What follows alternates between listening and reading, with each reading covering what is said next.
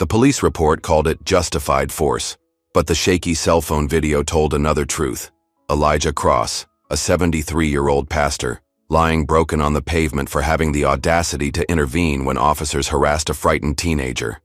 What the officers couldn't have known was whose father they had beaten that night. For 8 years, Cameron Cross had disappeared into the remote wilderness, burying the special operations soldier he once was beneath silence and isolation. But one voicemail would shatter that carefully constructed peace. "Your father's in the hospital. They almost killed him." Now, as Elijah fights for his life, his estranged son returns to a neighborhood being systematically erased by powerful men who never expected their perfectly orchestrated scheme would face the one thing they couldn't: intimidate or buy, a son with nothing left to lose and the very skills to bring their empire crumbling down. Just before we get back to it, I'd love to know where you're watching from today, and if you're enjoying these stories, make sure you're subscribed because tomorrow's special episode is one you definitely don't want to miss. The fluorescent lights of Walker's Corner store buzzed overhead as Elijah Cross placed his items on the counter. It was nearly midnight, but his eyes were bright with purpose despite the late hour. The small pile included toothpaste, soap, several packets of hand warmers, and enough sandwiches to feed at least 10 people. "Mr. Cross, these midnight runs are gonna be the death of you," said Maggie, the cashier, scanning each item with practiced efficiency. Her voice carried the familiar warmth reserved for regular customers. Elijah chuckled, the corners of his eyes crinkling behind wire-rimmed glasses. At 73, his face was a roadmap of life's journeys, lined but dignified, weathered but kind.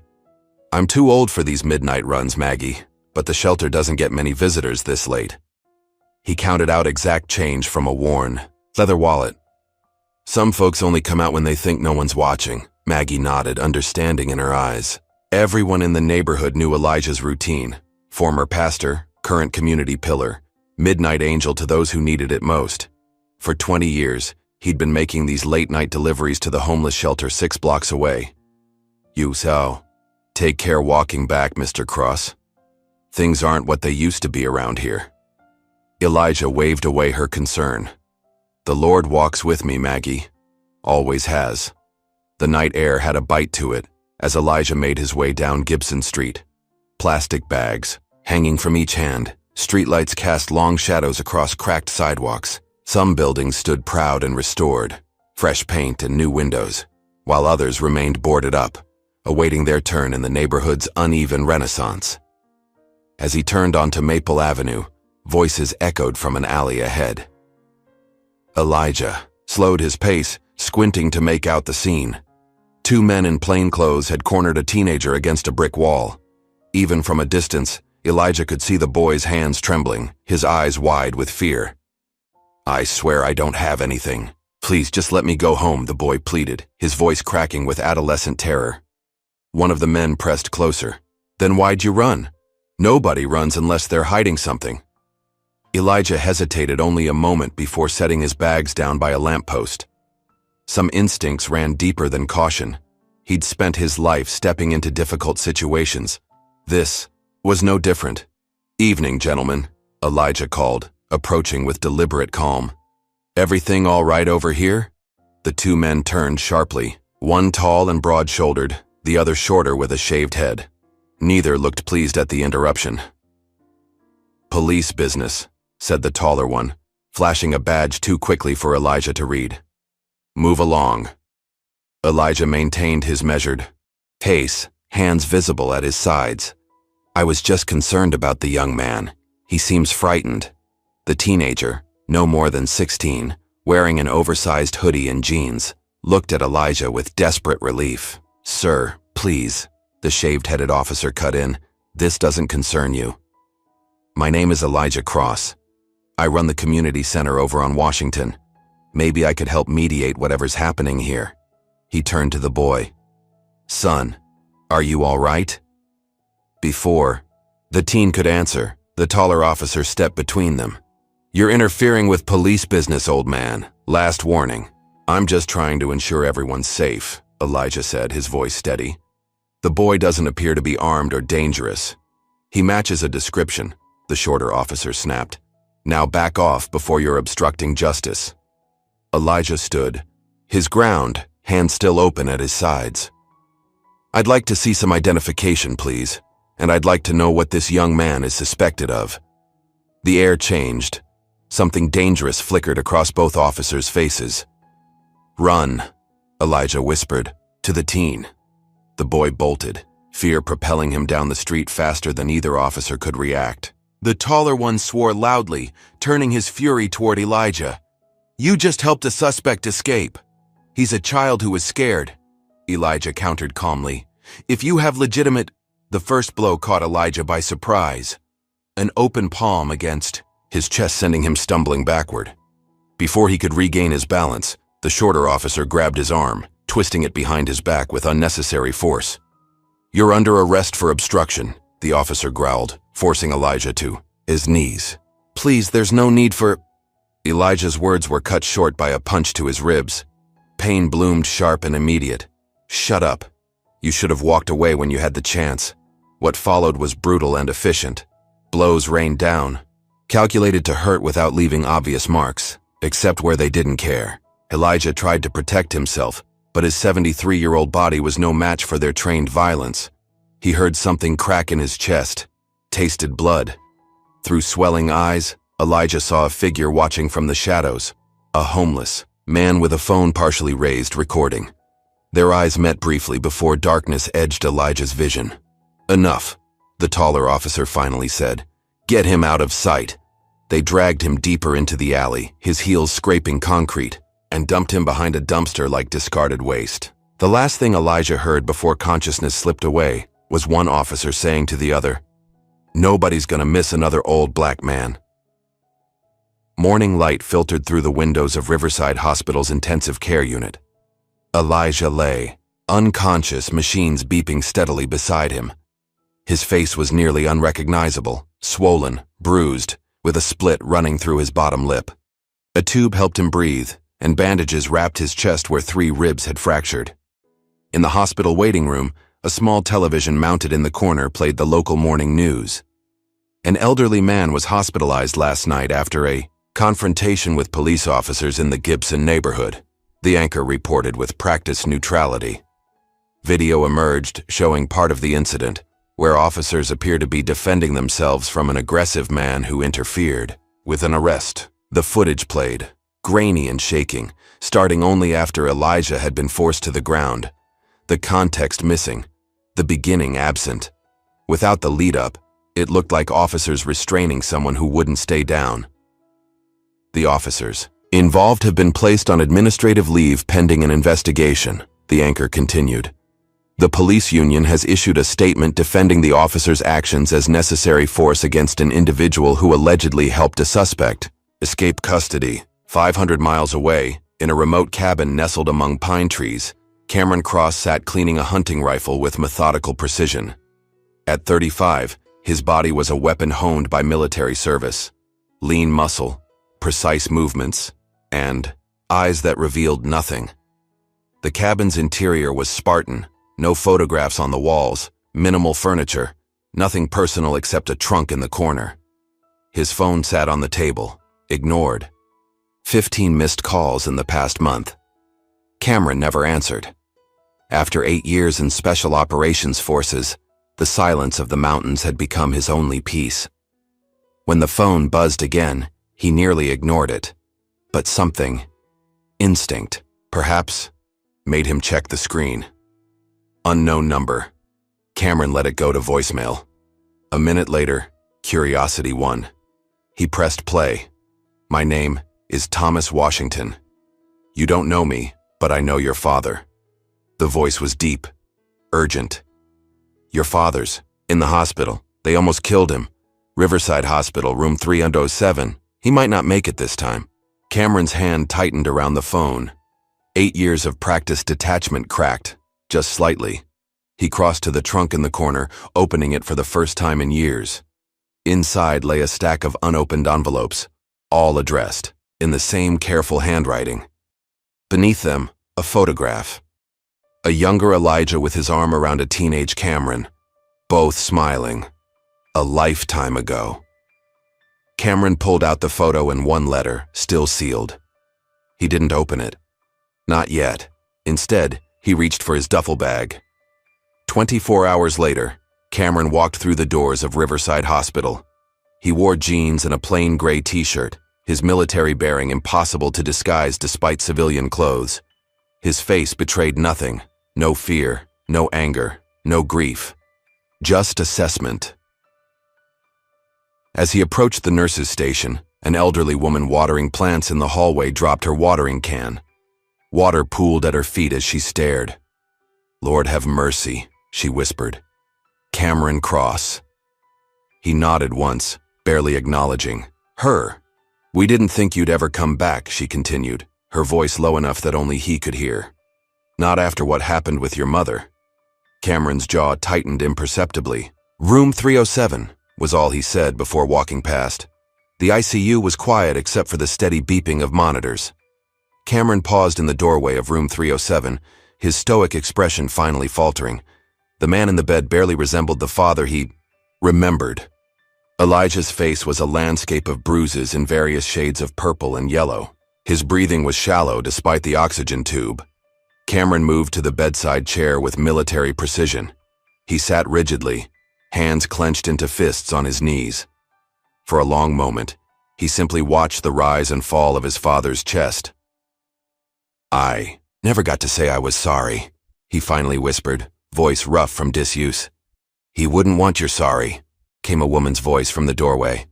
"He'd just want you here." Cameron turned to see a young nurse standing there, dark hair pulled back into a practical bun. Her name tag read, Amira. "Are you his doctor?" Cameron asked. "Just his nurse. But I know your father well. He runs a literacy program at the community center where my little brother goes."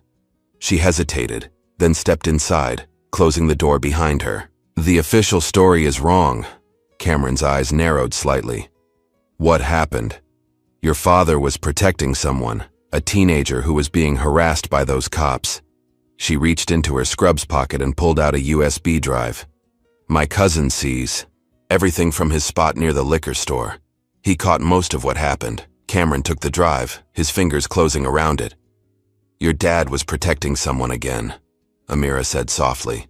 "He's still a hero, even if no one sees it." After she left, Cameron remained motionless beside the bed. The weight of the USB drive felt like a burning coal in his palm. The next morning dawned gray and drizzly as Cameron walked the streets of his childhood neighborhood. 8 years had changed things. Once familiar corner stores now sported artisanal coffee signs. Abandoned lots had transformed into modern apartment buildings with luxury living banners.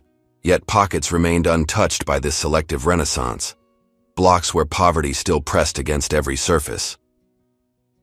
Elijah's neighborhood sat at the crossroads of these two worlds. Cameron noted which buildings were boarded up, which had scaffolding suggesting imminent renovation. The pattern wasn't random.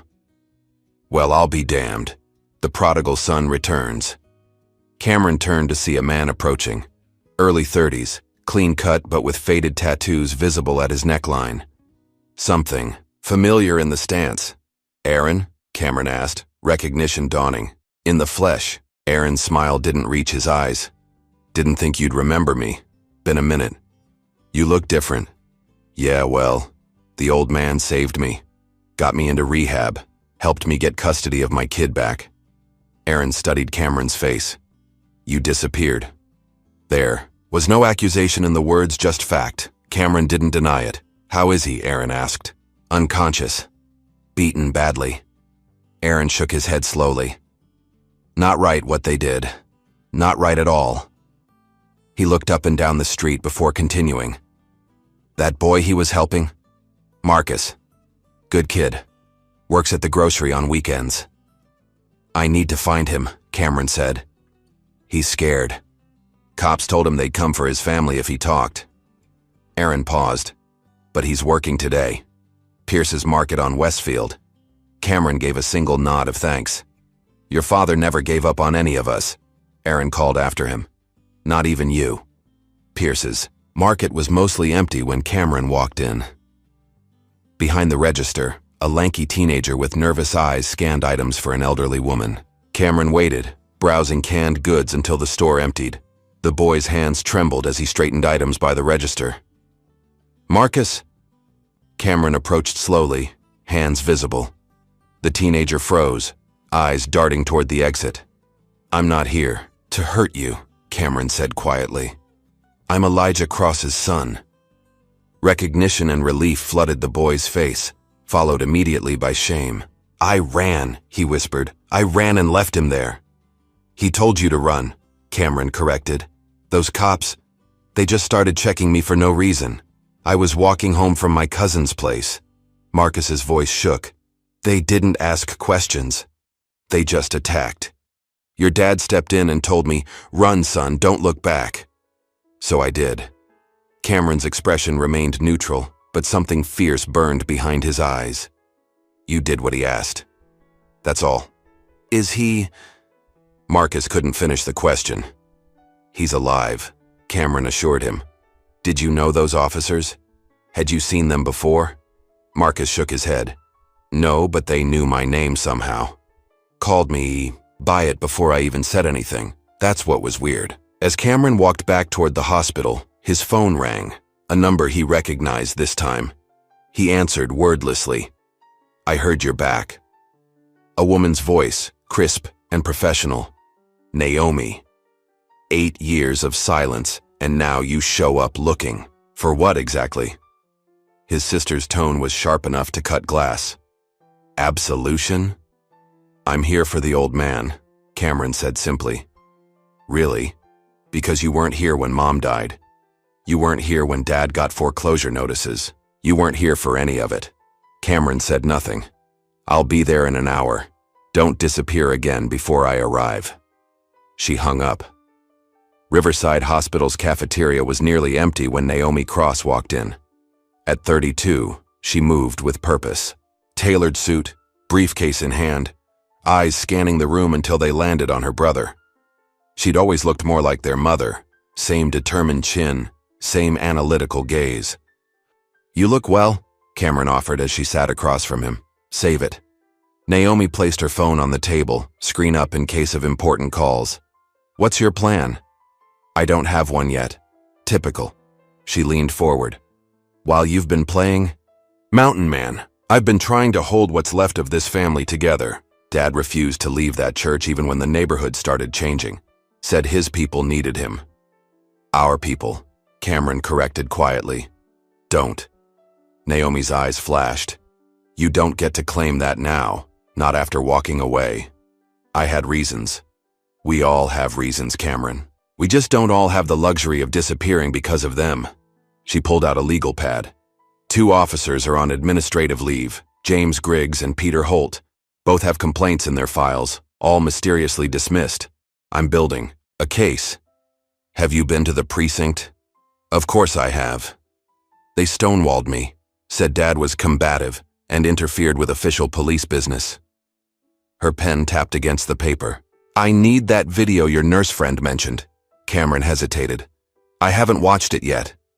"Well, what are you waiting for? Christmas?" Naomi shook her head in frustration. "This is what I do, Cameron. I'm a civil rights attorney. Let me help." "Before." Cameron could respond. His phone lit up with an unknown number. He answered, listened briefly, then stood. "I need to go to the precinct," he said. "I just told you. They won't help. I'm not looking for help." Something cold had entered his voice. "I'm gathering intelligence." The 5th precinct was housed in a brick building that had once been the neighborhood's pride. Now it stood as a fortress among increasingly gentrified surroundings. Cameron entered alone, Naomi waiting reluctantly in her car outside.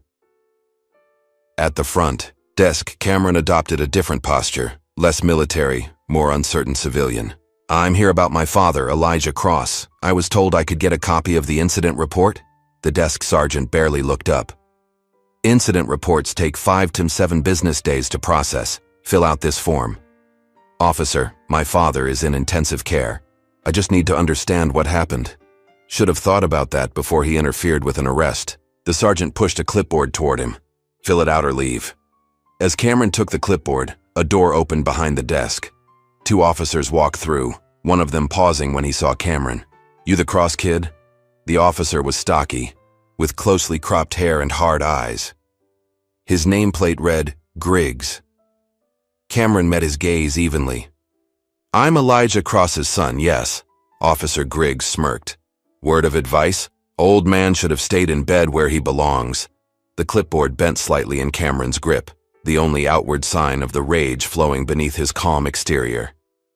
"Thank you for the suggestion," he said evenly. As Griggs walked away laughing, Cameron committed every detail of his face to memory. That night, Cameron slept in his father's modest home for the first time in 8 years. The house was exactly as he remembered. Worn furniture, walls lined with books, and photographs everywhere. Photographs Cameron had avoided looking at for nearly a decade. In sleep, the control Cameron maintained crumbled.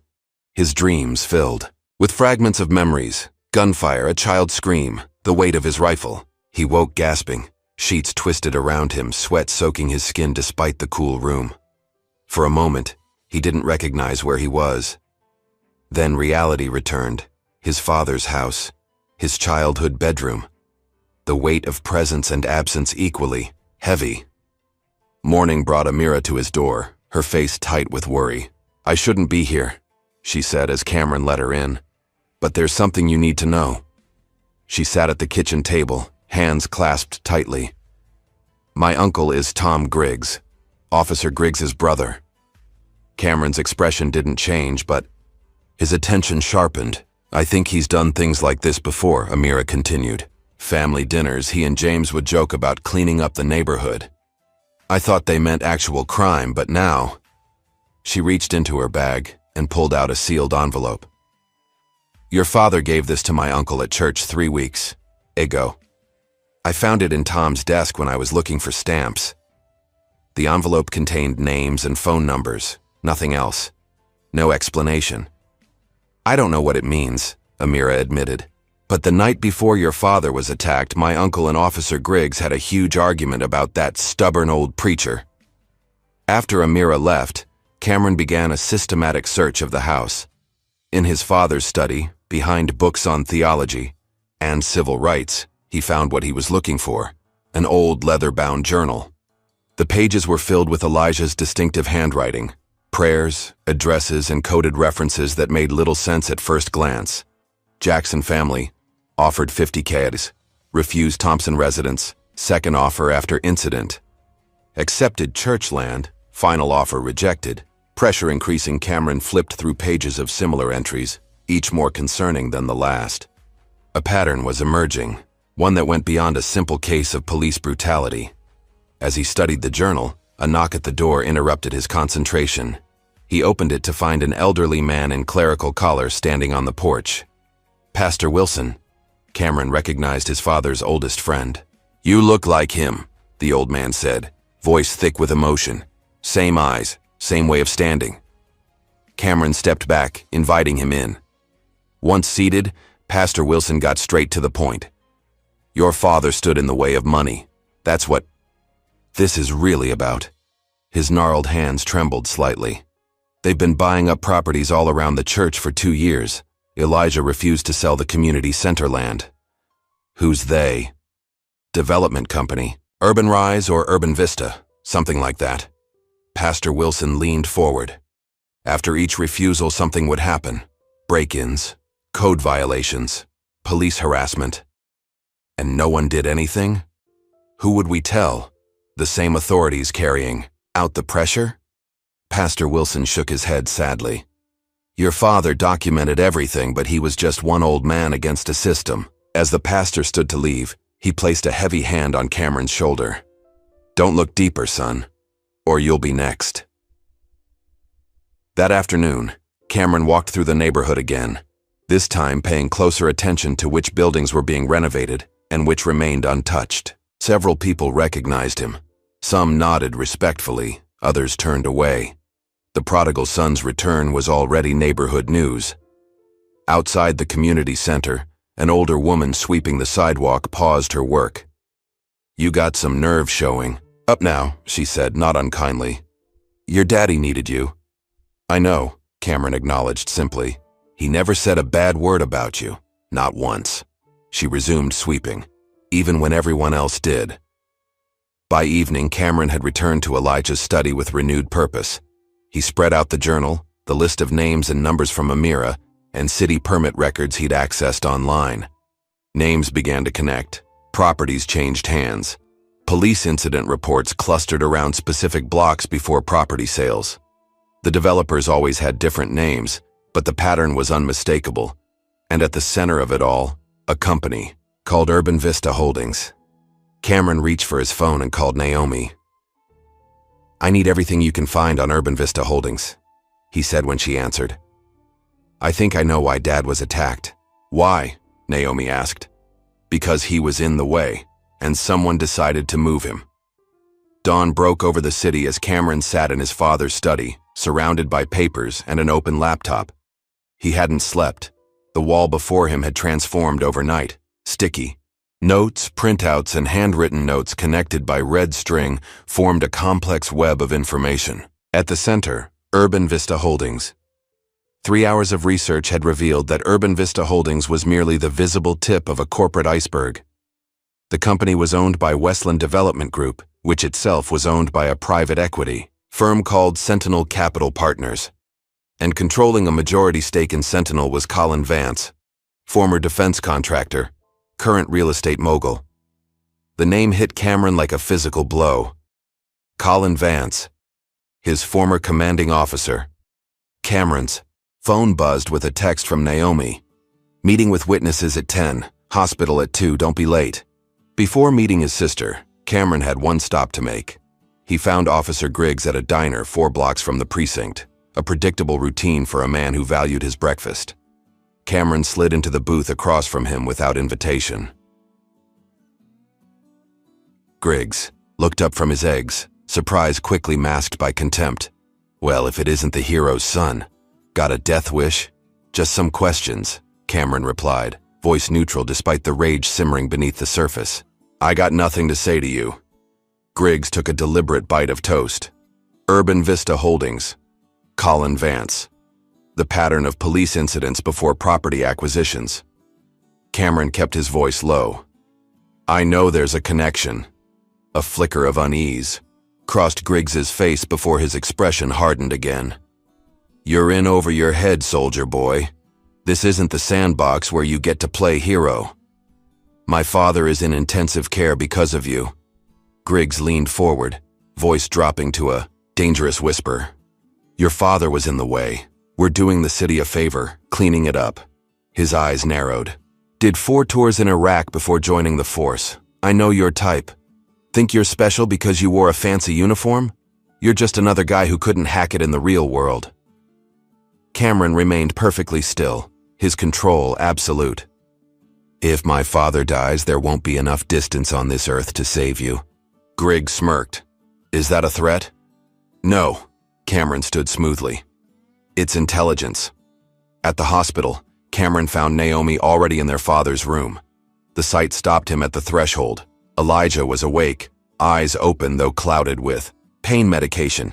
The breathing tube was gone, replaced by a nasal cannula. "Dad?" The word felt foreign on Cameron's lips after so many years. Elijah's eyes found him, recognition dawning slowly. "Cameron," he whispered, voice raspy from the tube. "You came." Before Cameron could respond, a nurse entered to check Elijah's vitals. Naomi pulled Cameron into the hallway. "He woke up an hour ago," she explained. "He's confused, in and out. Doctor says it's the medication and concussion." "Has he said anything about what happened?" "Fragments. Not enough for a statement." Naomi's professional facade cracked slightly. "But he recognized you. That's something." When they returned to the room, Elijah had drifted back to consciousness. His gaze tracked them as they approached the bed. "The boy?" he asked, the words slurring slightly. "He's safe," Cameron assured him. "You told him to run." Relief softened Elijah's battered features. "Good." His hand trembled as he reached for Cameron's. "They wanted..." He paused, struggling for words. "Wanted God out of this place." Cameron leaned closer. Who, Dad? Who wanted you gone? Man in the blue suit. Offered money. Said it was time for progress. Elijah's eyes closed briefly. When I said no, he said, sometimes progress needs a push. Naomi took notes as Elijah spoke, her attorney's mind cataloging potential evidence. Dad, we need to go public with the video, show what really happened. No, Cameron said firmly. Not yet. Are you serious? Naomi's voice rose. We have evidence of police brutality, clear evidence. And they have lawyers, media connections, and the system on their side. Cameron's expression was unyielding. One video showing a partial beating won't bring down what's happening here. We need more. So what's your plan? Shadow ops? Something like that. Elijah's voice interrupted their argument. Listen to each other, he murmured before drifting back to sleep. The siblings fell silent, the rebuke landing squarely despite their father's weakened state. Later that afternoon, Cameron met with Jefferson Taylor, a former city housing inspector, who had agreed to talk after receiving a call from Pastor Wilson. They sat in Jefferson's modest apartment, blinds drawn despite the bright day. I was fired 3 months ago, Jefferson explained, hands fidgeting with a coffee mug. Official reason was budget cuts. Real reason was I wouldn't sign off on code violations that weren't there. For properties Urban Vista wanted to acquire, Jefferson nodded. They'd target a block. Suddenly, we'd get anonymous complaints about buildings. I'd be sent to inspect with very clear instructions on what to find. He pulled out a folder of documents. I kept copies of everything. Reports I refused to falsify. Emails suggesting where to look. This is exactly what we need, Cameron said, relief evident in his voice. Would you be willing to make a statement? Already written it up, Jefferson slid the folder across the table. Just need to get it notarized. They arranged to meet the following morning at Naomi's office. As Cameron stood to leave, Jefferson caught his arm. Your father stood up when no one else would. I'm doing this for him. That night, Cameron received a call from Amira. Her voice was tight with panic. Someone followed me home from the hospital, a black SUV. It circled my block 3 times before parking down the street. Are you alone? Cameron was already grabbing his keys. Yes, my roommate's away for the weekend. Lock your doors. Stay away from windows. I'll be there in 15 minutes. When Cameron arrived, he did a thorough sweep of Amira's apartment building before coming to her door. She let him in, face pale with fear. Earlier today, a car nearly ran me off the road, she said once they were inside. It swerved toward me at the last second. Could have been an accident, but it wasn't, Cameron finished.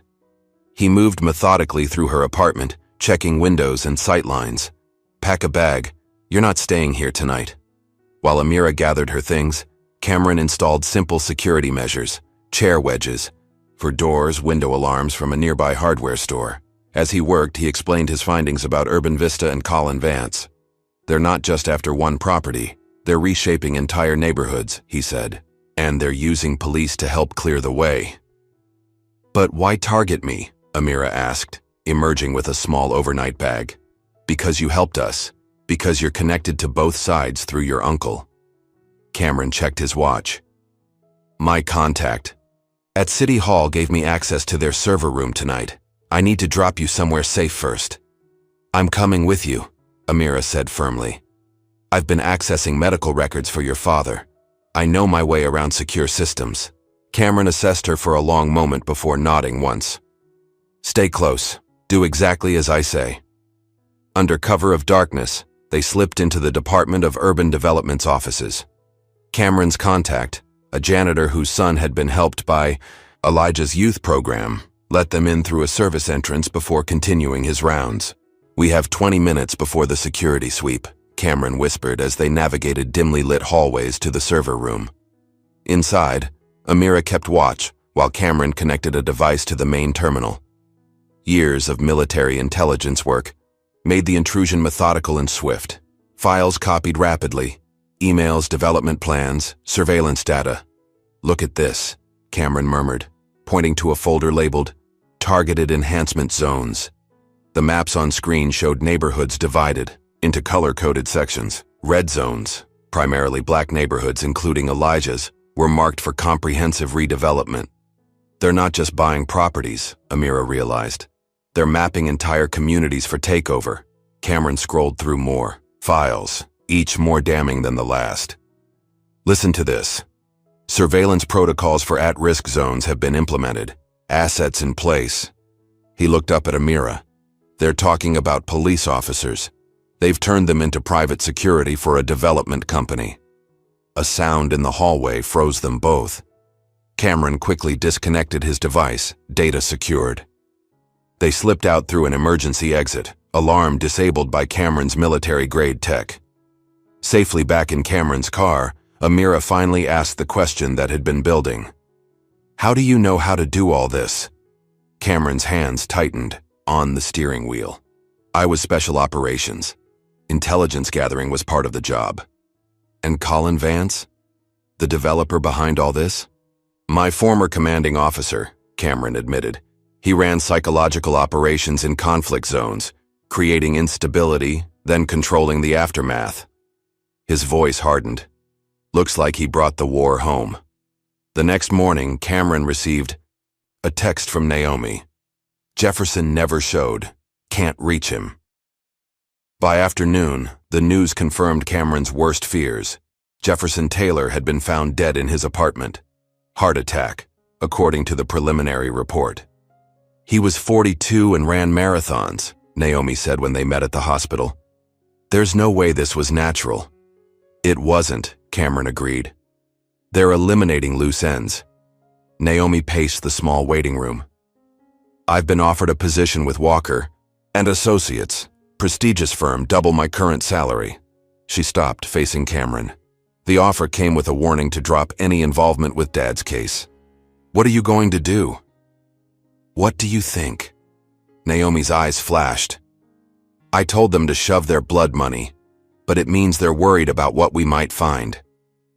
As they visited Elijah, who remained in and out of consciousness, Cameron shared his discoveries from the server room. The siblings began mapping connections between Urban Vista Holdings, the police department, and City Hall.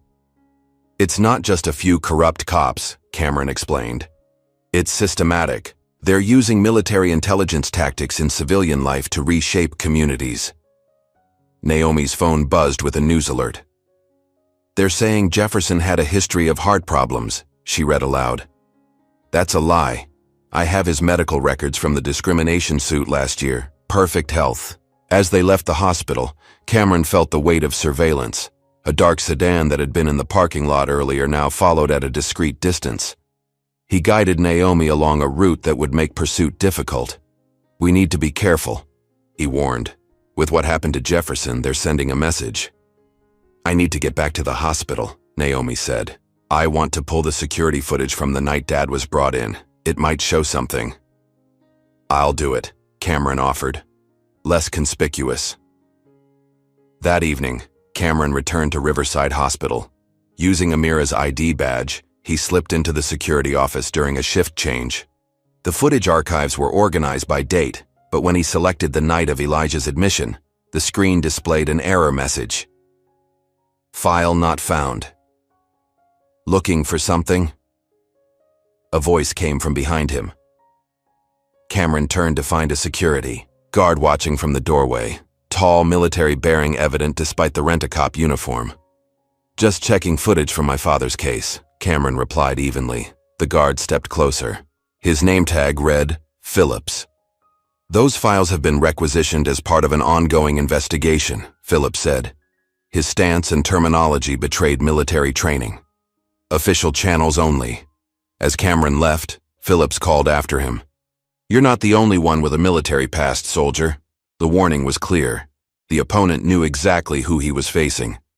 3 days later, Elijah's condition improved enough for him to speak more clearly.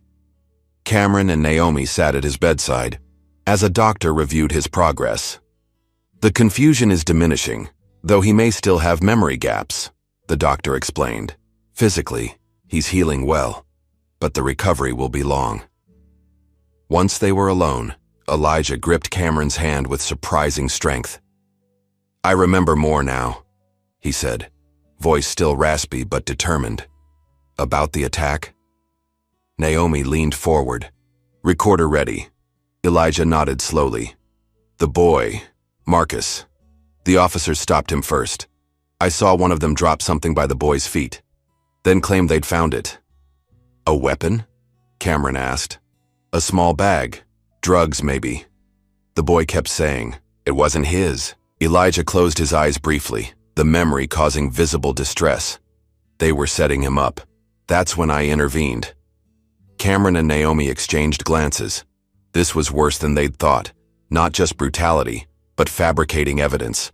"Dad," Naomi said gently, "we need to go public with this. Your testimony could get him killed," Cameron interrupted. "Jefferson Taylor was ready to testify. Now he's dead." Elijah looked between his children, understanding dawning in his eyes. "This is bigger than just me, isn't it?" Neither answered directly, but their silence was confirmation enough. That evening, while Cameron met with contacts who might have information about Colin Vance, Naomi remained at their father's house. In his study, surrounded by decades of his life's work, she found herself drawn to a bookshelf containing family albums. Inside one, she discovered a bundle of envelopes, all addressed to Cameron, all returned unopened. She recognized Elijah's handwriting, the careful script that had filled church bulletins and community flyers for years. Naomi selected one letter at random, dated 3 years earlier, and began to read. "Cameron, your mother asked about you again today. The treatments are taking their toll, but her faith remains strong, as does mine. I believe you will find your way home eventually. Not because you need forgiveness, there is nothing to forgive, but because you need to forgive yourself.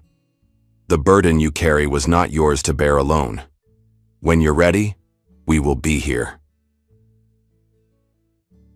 With love, Dad. Tears blurred Naomi's vision as she read letter after letter, each expressing unconditional love and unwavering hope for Cameron's return. No blame, no judgment, just open arms waiting for a prodigal son. When Cameron returned near midnight, he found Naomi still in the study, the letters spread around her. "He never stopped loving you," she said quietly. "Even when the rest of us were angry, he just kept writing these letters, kept your room ready." Cameron stood in the doorway, his carefully constructed walls threatening to crumble. "I didn't deserve his faith." "Maybe that's the point of faith," Naomi replied.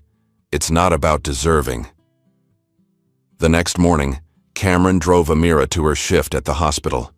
They sat in silence until she finally asked the question that had been building between them. "What happened? Why did you leave?" Cameron stared straight ahead, hands tight on the steering wheel. For a moment, Amira thought he wouldn't answer. Then, voice low and controlled, "My last mission, raid on a suspected weapons cache in a remote village. Intel was wrong. There were no weapons, just families." His expression remained frozen, but something broke in his eyes. "A child ran toward us. I thought he had a grenade. It was a toy." Amira said nothing, simply listening. "I killed him. 7 years old." Cameron's voice cracked for the first time. "When I got home, I couldn't face my father. His whole life was about saving people. Mine became about killing them. Is that why you stayed away when your mother got sick?" Cameron nodded once. "I was in Germany when Naomi called. She told me Mom wanted to see me before the surgery. I said I'd try to make it. But I didn't. I was afraid." "Of what?" "That she'd look at me and see what I'd become. What I'd done." His knuckles were white on the wheel. "She died 3 days later. I never got to say goodbye." "Your father would forgive you," Amira said softly. "That's the problem. He would. I don't deserve it." At the hospital, they found Elijah examining a Bible Naomi had brought him. His fingers traced familiar passages with reverence. "I found something," he told Cameron when they were alone. "More names. Hidden in here." The Bible's margins contained tiny notations, names, dates, and initials, all matching the pattern of police incidents before property sales. I started noticing it 2 years ago, Elijah explained. First, the Wilson family on Elm Street. Police planted drugs, arrested their son. 2 weeks later, they sold their home for half its value. Then the Taylors on Jackson Avenue. Building code violations appeared overnight. The pattern kept repeating. So you started documenting everything, Cameron said, understanding dawning. Elijah nodded. The church wall, behind the painting of Daniel in the lion's den. I hid a ledger there. Every transaction, every bribe I heard about. Names of officers involved.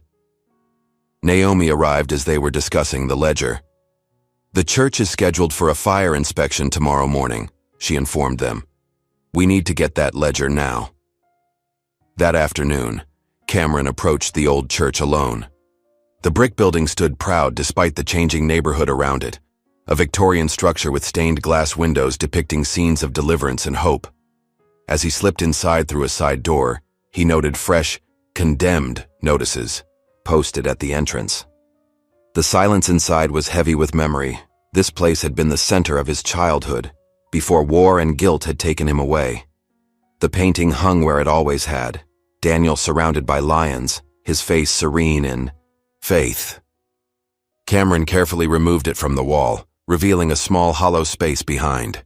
Inside lay a leather-bound book, its pages filled with Elijah's meticulous records, names, dates, amounts, properties, police officers involved, a complete record of corruption spanning 3 years. As Cameron secured the ledger inside his jacket, he heard footsteps at the main entrance. Through a window, he spotted 2 men in fire inspector uniforms, but their demeanor and the bulges beneath their jackets told a different story. Cameron slipped out through the choir loft as they entered the main sanctuary. By the time they realized someone had been there, he was already 3 blocks away. That evening, the Cross siblings met with Aaron at a diner outside the neighborhood. After his transformation from gang member to responsible father, Aaron had maintained connections in both worlds, valuable intelligence in a community under siege. I overheard something about 2 weeks ago, Aaron told them, voice low despite the empty diner. 2 officers talking behind Pierce's Market said they were cleaning out blocks before appraisal season. One of them mentioned your dad specifically, said he was making things difficult by rallying the holdouts. Would you be willing to testify to this? Naomi asked. Aaron hesitated, glancing at the photo of his young son in his wallet. For Mr. Cross? Yeah. He gave me my life back when everyone else wrote me off. He looked directly at Cameron. But I need guarantees. For my boy. We'll protect you, Cameron promised. After Aaron left, the siblings remained in the booth, reviewing everything they'd gathered. The ledger, the server files, witness statements, and the partial video of Elijah's beating. We need more, Cameron insisted. This implicates some officers and shows a pattern, but it doesn't reach high enough. Vance is still insulated. Maybe that's not the point, Naomi countered.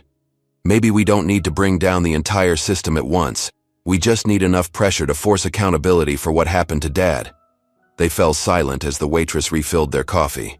When she left, Naomi reached across the table and took her brother's hand, the first such gesture since his return. You know what Dad would say, she said softly. He'd say this isn't about vengeance. It's about justice. Something shifted in Cameron's expression, a softening around the eyes, a crack in the armor he'd built after years of war. I'm not sure I know the difference anymore. Then let me remind you, Naomi squeezed his hand. You don't have to be perfect, just don't disappear again. Cameron looked at his sister, really looked at her for the first time since his return. He saw the strength she'd developed in his absence, the determination that mirrored their father's. Won't, he promised. 2 days later, tragedy struck. Aaron was found dead in an alley 3 blocks from his apartment. Official cause, drug overdose.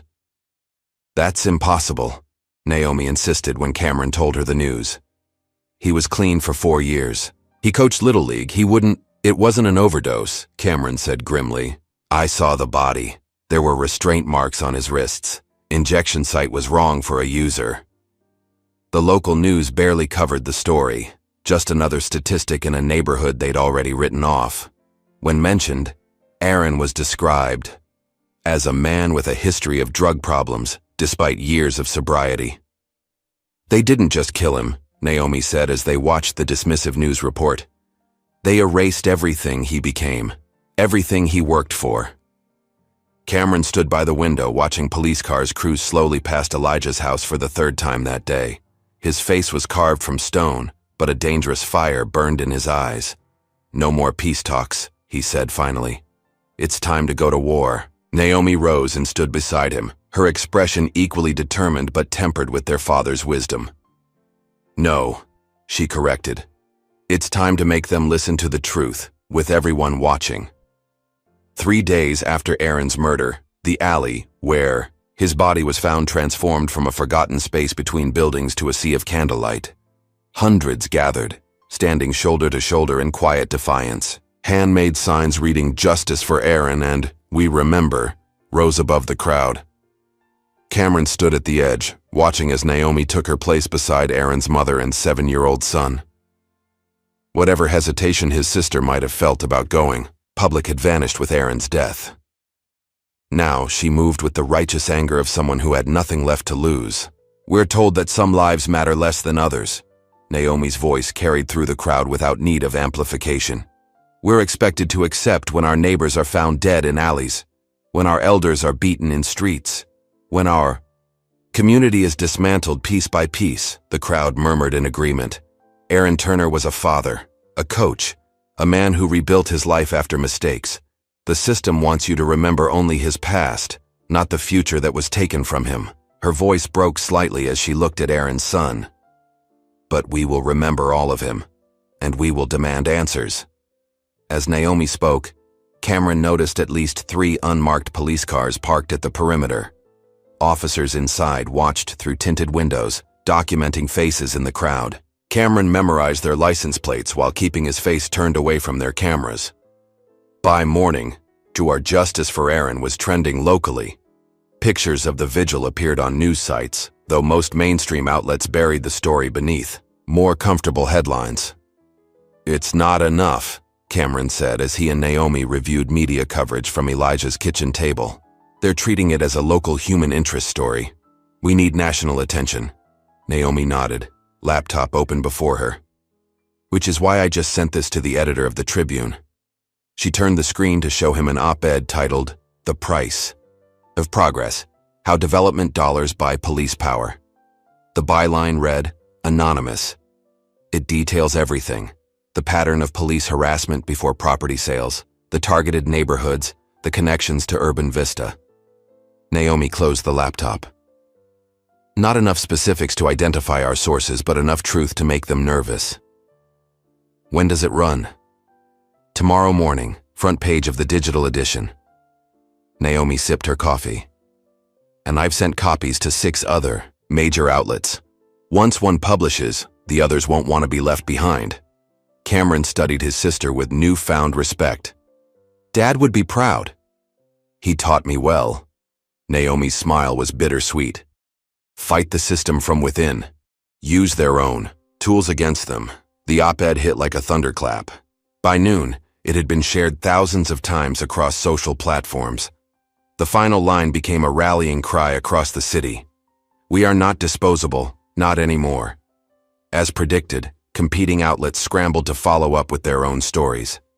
Local reporters who had ignored the pattern began digging into property records, police complaint histories, and development plans. Cameron and Naomi monitored the coverage from Elijah's hospital room. Their father was sitting up now, color returning to his face despite the lingering bruises. "They're calling me," Elijah said, gesturing to the stack of messages Naomi had brought. Reporters, community leaders, former parishioners, all reaching out now that the story was gaining momentum. "You don't have to speak to any of them," Cameron assured him. Elijah shook his head slowly. "All those years preaching about standing for truth, and now I'd hide? No, son. When the moment comes, we must be ready to speak." A nurse interrupted with news that would accelerate their timeline. "There's someone in the lobby asking for you," she told Cameron. "Says his name is Davis. Says he has the full video of what happened to your father." The man waiting in the hospital lobby was rail-thin with weathered skin and wary eyes. He clutched a battered backpack to his chest, like it contained precious cargo. "You're his son?" he asked when Cameron approached. Cameron nodded. "I filmed it, all of it." Davis glanced nervously around the lobby. "Been hiding since. They've been looking for me." "How did you find us?" Naomi asked. "Heard about the vigil. Figured if you were brave enough to do that, I should be brave enough to come forward." He reached into his backpack and pulled out an older model phone. "It's all here. From the beginning. Before they touched him. Shows everything." Cameron took the phone, opened the video file, and pressed play. The footage was shaky but clear enough. Elijah calmly approaching the officers, hands visible. The teen backing away in fear. No aggression from Elijah, only measured words. Then the first officer shoving him, the situation escalating into brutality within seconds. "This changes everything," Naomi whispered.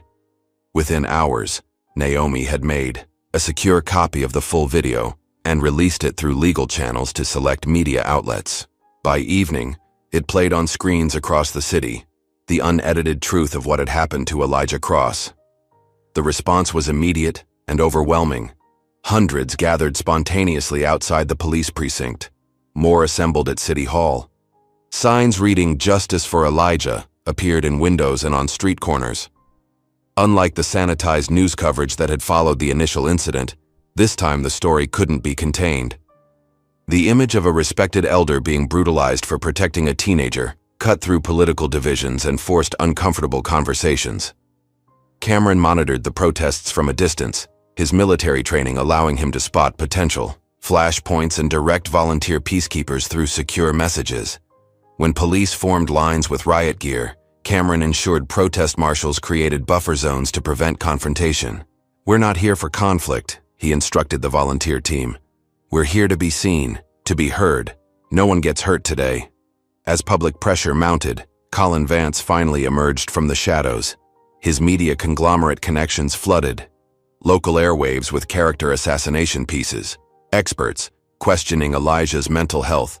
Analysts suggesting the community center had been mismanaged, and talking heads implying that gentrification was merely natural urban evolution. One afternoon broadcast included a leaked medical report claiming Elijah suffered from early-stage dementia, a complete fabrication that nonetheless planted seeds of doubt about his testimony. "They're desperate," Naomi observed as they watched the coverage, "which means we're getting close." Their progress came with escalating costs. The following morning, Naomi received notice of an ethics complaint filed against her with the State Bar Association. The anonymous complaint accused her of leaking confidential legal materials and witness tampering. "This is absurd," she fumed, reading the formal letter. "They've suspended my license pending investigation. Every case I'm working on is now in limbo."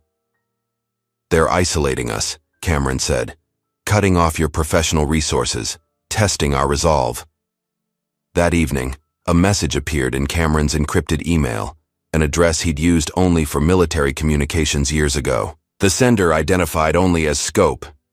"I have access to Urban Vista's encrypted server backups, full documentation of their operations, payment records, communications with city officials and law enforcement. Everything you need to blow this wide open. But I have one condition. Burn them all publicly. No deals, no settlements, complete exposure. If interested, reply with the coordinates of your father's church. I'll find you." Cameron traced the message through multiple proxies, but the sender remained hidden behind sophisticated security measures few civilians could manage. When he showed Naomi, her legal mind immediately raised concerns. "Could be legitimate. Could also be a trap to catch us doing something illegal," she warned.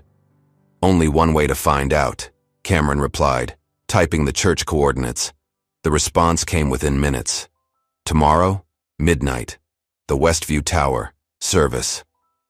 Entrance, come alone. Bring tools for digital extraction." Westview Tower stood 40 stories above the financial district, one of Urban Vista's most prestigious properties. Its gleaming glass exterior housed tech startups, corporate law firms, and the private apartments of the city's elite. Cameron spent the day surveilling the building, mapping security patrols and camera placement. At precisely midnight, he approached the service entrance wearing a maintenance uniform borrowed from a supporter. A janitorial cart provided cover for his equipment. Inside, he found the service elevator held open by a young woman with sharp eyes and purple-streaked hair pulled into a tight bun. "You're late, Cross," she said, though he was precisely on time. "Scope?" She nodded once. 14 minutes until the security patrol circles back. We need to move." They descended to a sub-basement level unmarked on public building plans. Behind, a maintenance room's false wall lay a server room humming with advanced equipment. "Urban Vista's shadow network," Scope explained as she bypassed security protocols with practiced ease. "They keep the sensitive operations off the main corporate systems. Parallel infrastructure for their less-than-legal activities." "How did you find this?" Cameron asked, connecting his extraction equipment. "I designed it." Scope's fingers flew across a keyboard. "Until I realized what they were using it for. Now, I'm making amends." The files they uncovered revealed a conspiracy, more extensive than even Cameron had imagined. Fake police reports generated to pressure residents, surveillance data on community leaders, and detailed timetables for neighborhood transitions. Most damning were folders containing direct communications between Colin Vance and high-ranking city officials, including specific orders regarding troublesome property holdouts. Elijah's name appeared in multiple exchanges. "The Cross situation requires immediate resolution. The community center property is essential to Phase 3. If he won't accept the final offer, move to alternate measures. The church is already slated for demolition due to structural concerns." CVAs they finished downloading the final files. An alert flashed on Scope's screen. "Security protocol initiated. Someone knows we're here." "How much time?" 2 minutes, maybe less. They cleared their digital footprints and slipped out through a loading dock moments before security swarmed the server room. From a safe distance, Cameron watched as private security vehicles surrounded the building. "They'll check cameras," Scope noted as they separated. "I've looped the basement footage, but be prepared to disappear for a while." The information they'd gathered was incendiary, enough to implicate dozens of officials, officers, and executives. But they still needed a credible insider from law enforcement, willing to confirm the pattern of police involvement. That potential witness appeared unexpectedly the following day. Officer Ray Mendez, a patrol cop who'd been with the department for 15 years, contacted Naomi through a secure channel provided by a mutual acquaintance. "I can't be seen with you," he explained during their clandestine meeting in a church basement across town. "But I've watched this happening for years. Your father was always good to my family. He deserves better than this." Mendez revealed that the corruption extended beyond property deals to include systematic targeting of young men in specific neighborhoods. "It's bigger than even you think," he told them. "They're targeting kids, teenagers mostly, getting them into the system young, creating records that follow them for life. Makes them easier to remove later when they want the properties." "Will you testify to this?" Naomi asked.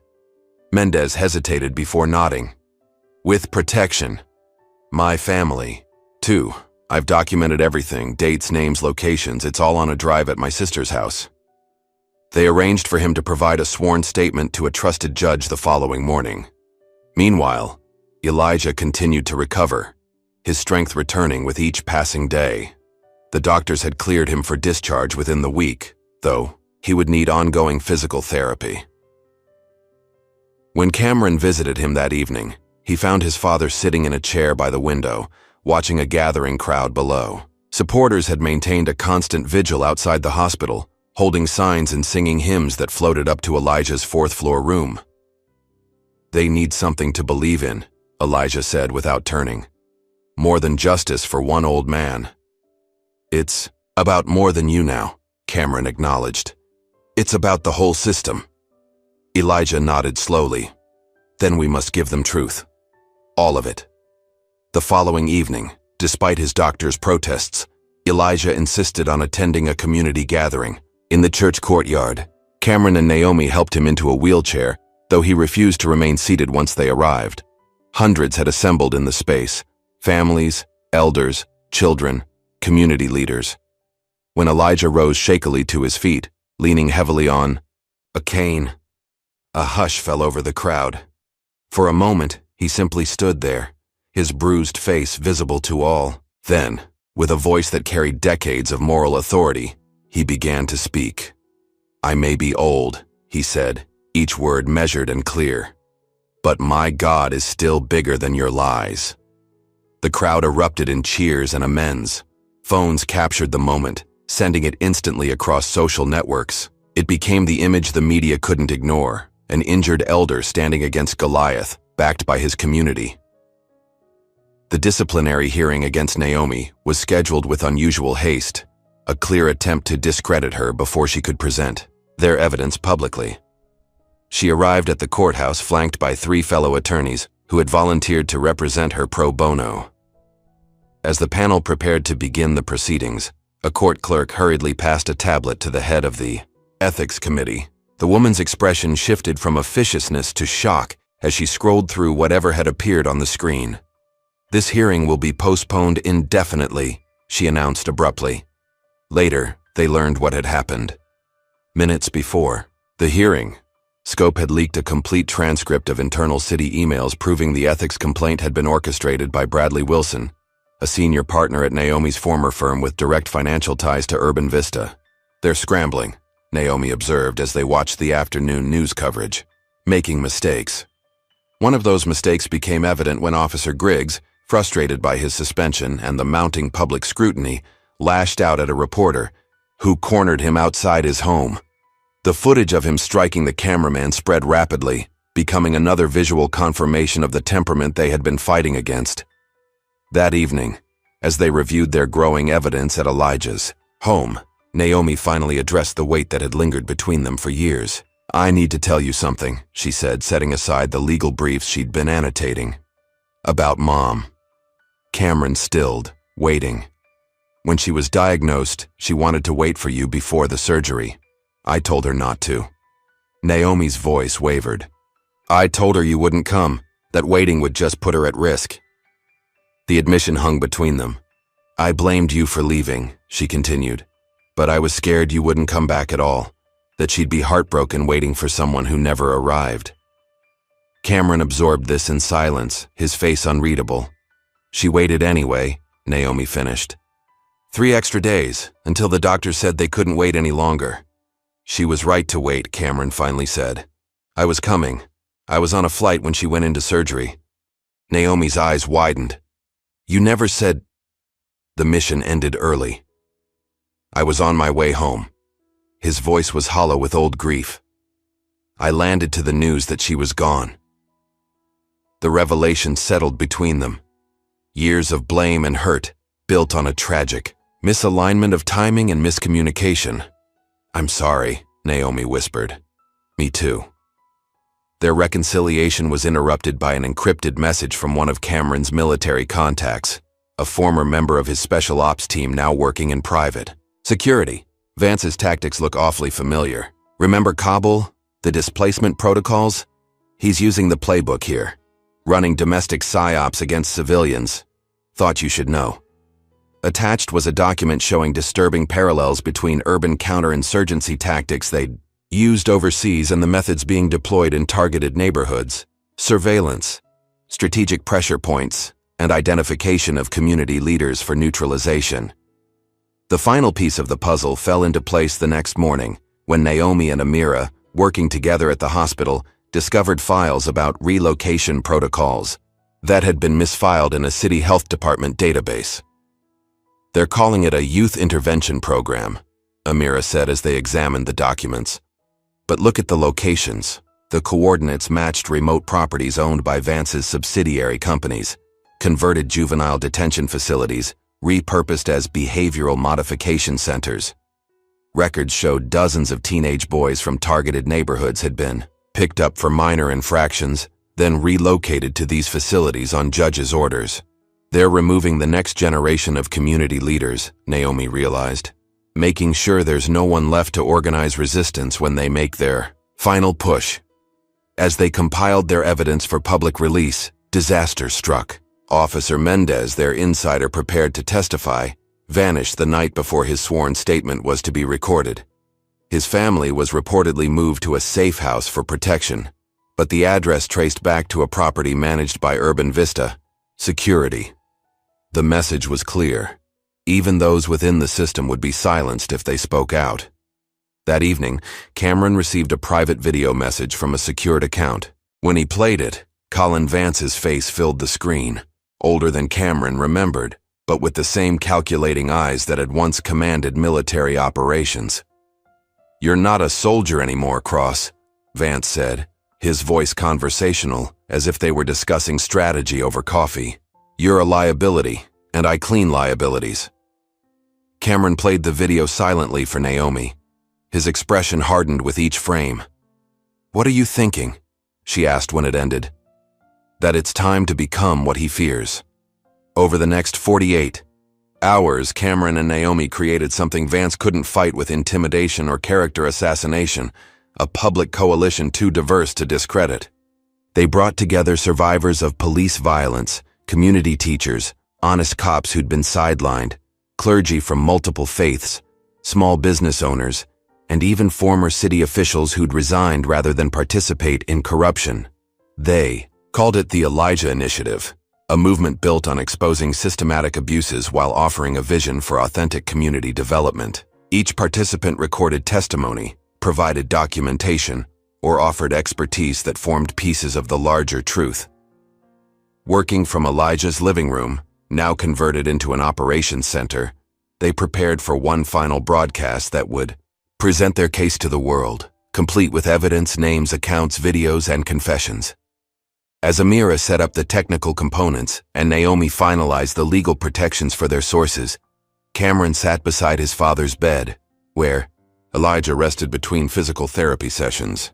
"We go live tomorrow," Cameron told him. "Every major platform simultaneously. Once it's out, there's no going back." Elijah reached for his son's hand, his grip surprisingly strong despite all he'd endured. "All these years," he said softly, "I prayed for you to find purpose again, to heal from what happened overseas." His eyes held Cameron steadily. "This isn't about vengeance, is it?" "No," Cameron answered truthfully. "It's about making them face what they've done, making them see the people they've tried to erase." Elijah nodded, satisfied. "Then this time," he said, "they'll hear your voice too.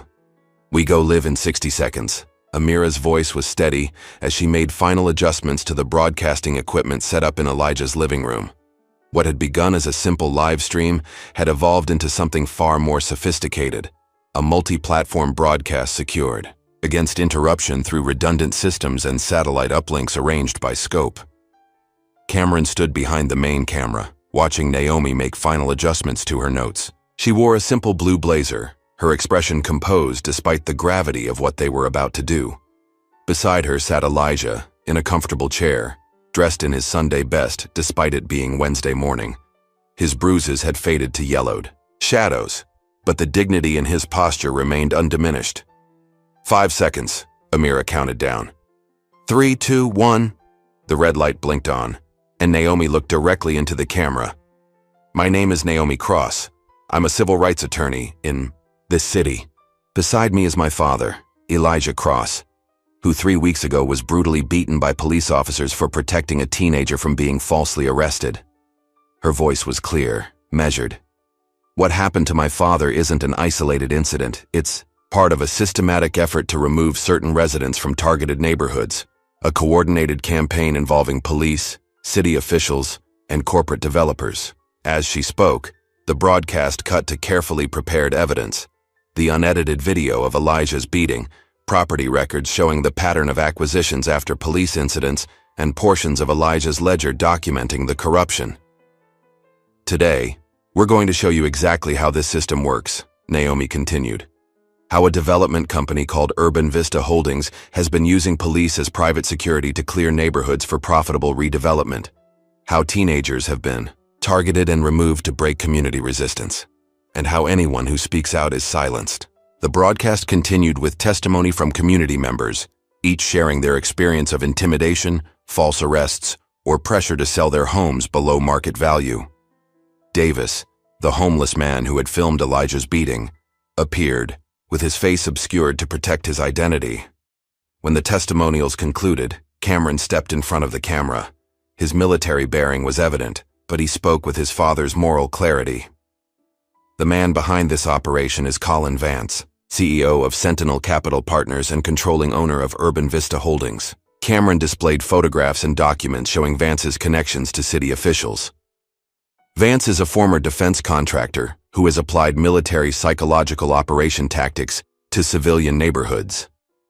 I know this because I served under his command overseas. The broadcast had been live for 23 minutes when the first disruption occurred. Reports from viewers that some internet providers were experiencing technical difficulties in affected neighborhoods. But Scope's precautions held. The backup systems kicked in, and the stream continued uninterrupted. 37 minutes in, as Elijah began speaking about his community's history of resilience, the power grid in 6 city blocks surrounding their location suddenly failed. Emergency generators hummed to life, and the satellite uplink maintained the broadcast without pause. "They're getting desperate," Amira whispered, monitoring the technical systems. By the 1-hour mark, the live stream had gone viral. Viewer counts climbed into the hundreds of thousands across all platforms. Comments and shares multiplied by the second. News networks began picking up portions of the broadcast, initially with skepticism, but with increasing seriousness as the evidence mounted. As they neared the conclusion, Naomi delivered the final piece of their case. A secure document drop containing the complete evidence package was simultaneously released to journalists, federal authorities, and watchdog organizations nationwide. "This isn't just about one beating or one neighborhood," she stated firmly. "This is about who has the right to exist in our cities, about whose lives are considered disposable in the name of profit." Elijah delivered the closing statement, his voice stronger than it had been since the attack. "We are not asking for charity or special treatment. We are demanding justice. We are reclaiming our right to remain in the communities we built when no one else would invest in them." As the broadcast ended, the team's mood was cautiously triumphant. They had presented their case to the world. Now they waited for the response. It came more swiftly than anticipated. Within hours, the police department held an emergency press conference, declaring the footage potentially manipulated and suggesting that outside agitators were attempting to destabilize the city. They announced a temporary lockdown of the precinct headquarters for security purposes and attempted to interrupt power to strategic areas of the city where protests were forming. The chaos they created only amplified the story. Backup generators kept the stream's archive available, and the systematic power outages struck many observers as confirmation of the corruption alleged in the broadcast. By evening, police in riot gear had formed perimeters around City Hall and downtown buildings owned by Urban Vista-affiliated companies. But the protests that emerged were disciplined and peaceful. Community members standing silently with signs bearing the names of those who had been pushed out of their homes or wrongfully arrested. "Where's Vance?" Cameron asked as they monitored the situation from Elijah's house, now guarded by volunteers from neighboring communities. "Gone," Scope reported through their secure channel. "Private jet departed 2 hours ago, registered to a shell company in the Cayman Islands." Naomi frowned. "He's running." "No," Cameron corrected. "He's regrouping." Reports soon confirmed Cameron's assessment. News outlets carried the story that Colin Vance had departed on previously scheduled business, but would return to address these baseless accusations. Unnamed sources claimed Vance's jet was headed to a country with no extradition treaty with the United States. As night fell, the Cross family received unexpected support. 10 major city officials released a joint statement calling for an independent investigation into the allegations. The FBI announced they were reviewing the evidence. 3 officers from the precinct came forward anonymously, confirming parts of the story and offering additional documentation. The momentum seemed to be shifting until Cameron disappeared. He had left to check on a community center that was serving as a gathering point for protesters. Naomi received a text, "All clear here," and then nothing. His phone went dark. Security cameras near his last known location showed a black SUV with tinted windows and no license plates. 4 hours passed without contact. Amira's monitoring system picked up increased police radio traffic using coded language. Scope's digital tracking showed Cameron's phone had been disabled, its last ping coming from an industrial area near the river. "They took him," Naomi said, her voice tight with fear and rage. "Vance's people." Elijah closed his eyes briefly, his lips moving in silent prayer. When he opened them, his resolve was clear. "Then we get him back." With Cameron missing, leadership fell to Naomi and Amira. They activated the network they'd built over the past weeks: community volunteers, sympathetic journalists, and even a few honest police officers who had reached their breaking point with corruption. Scope provided the breakthrough they needed. "I've accessed Urban Vista's security network. They're using a warehouse on River Street, one of their reclamation projects. Heat signatures show at least 6 people inside." Naomi knew they needed more than volunteers for this. She made one call to a former client who ran an independent security firm staffed by veterans. The man owed his freedom to Naomi's legal defense years earlier. Now he would repay that debt. While Naomi organized the rescue, Cameron sat in a bare room in the warehouse, zip-tied to a metal chair. 2 men with military bearing guarded him, while a third, clearly in charge, circled him slowly. "You understand the position you're in, Cross," the man said. His voice was conversational, almost friendly. "Mr. Vance is disappointed.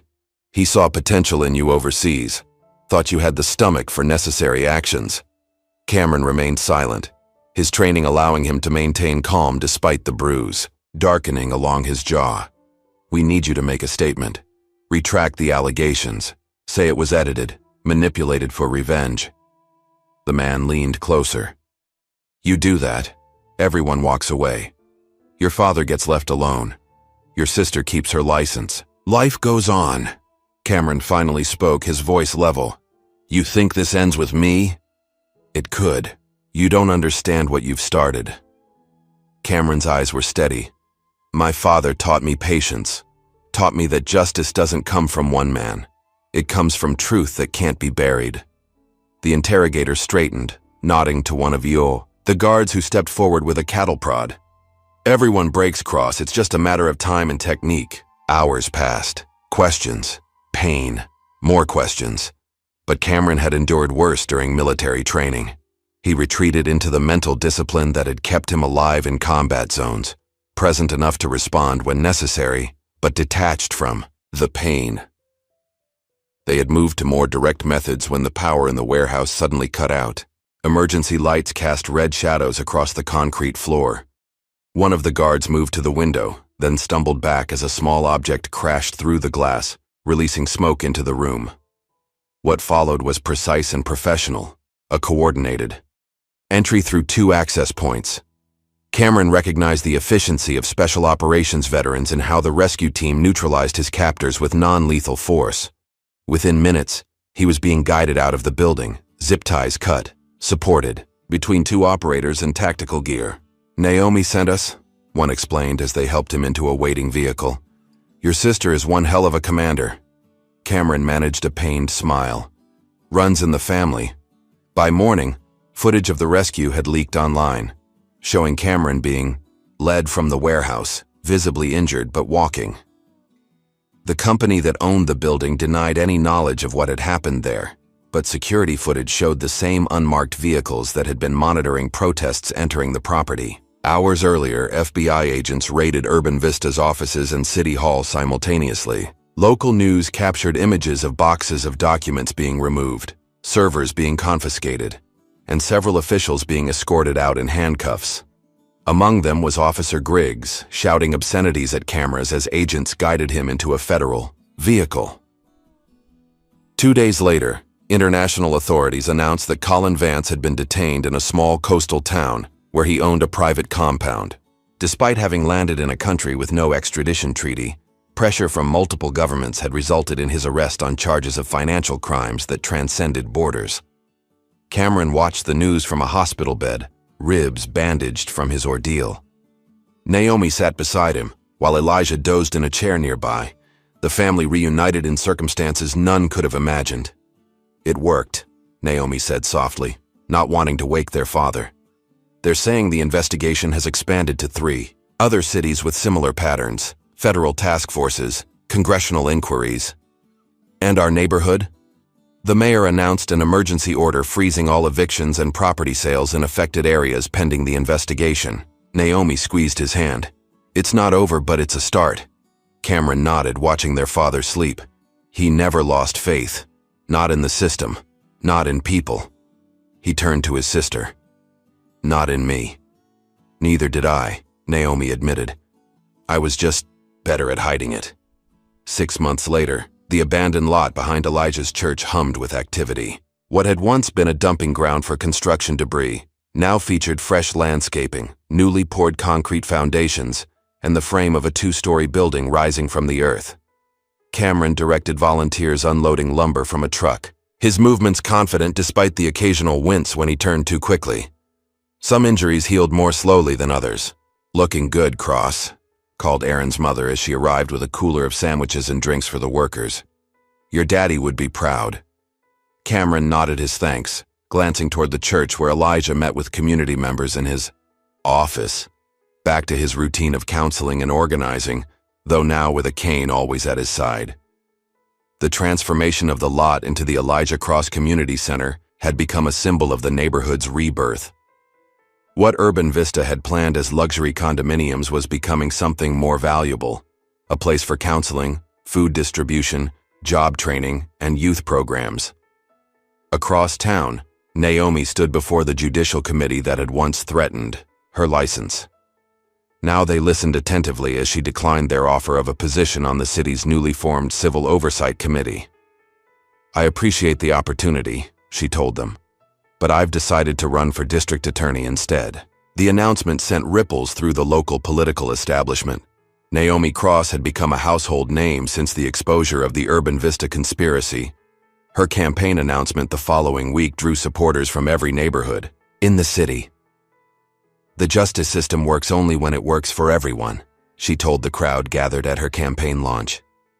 "Not just those who can afford to buy influence or property." As Naomi built her campaign, Elijah returned to his first calling. On a bright Sunday morning, 3 months after being released from the hospital, he stood again behind the pulpit of his church. The building was packed beyond capacity, with people standing in the aisles and spilling out onto the steps outside. Cameron sat in the back row, watching his father address the congregation with the same fire and compassion he remembered from childhood. The bruises had faded, but the experience had marked him in other ways. A slight hesitation in his step, a deliberate care in how he moved. Yet his voice remained strong, carrying to every corner of the sanctuary. The enemy thought bruises would stop me, Elijah proclaimed, his words drawing murmurs of agreement. But bruises are how God marks survivors. Amens rose from the crowd. "We are still here," he continued, "still standing, still speaking truth."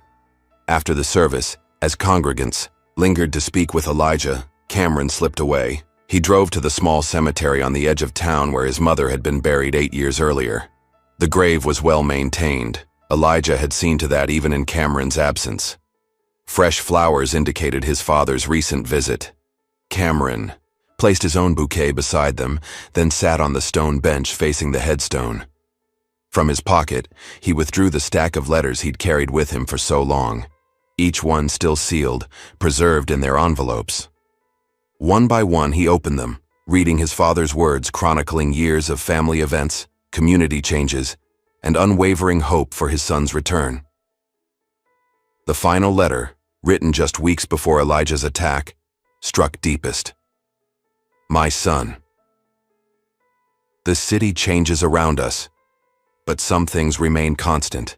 This morning I walked past your old school, now they call it a boutique office space, and remembered how you would wait by the oak tree for me each afternoon.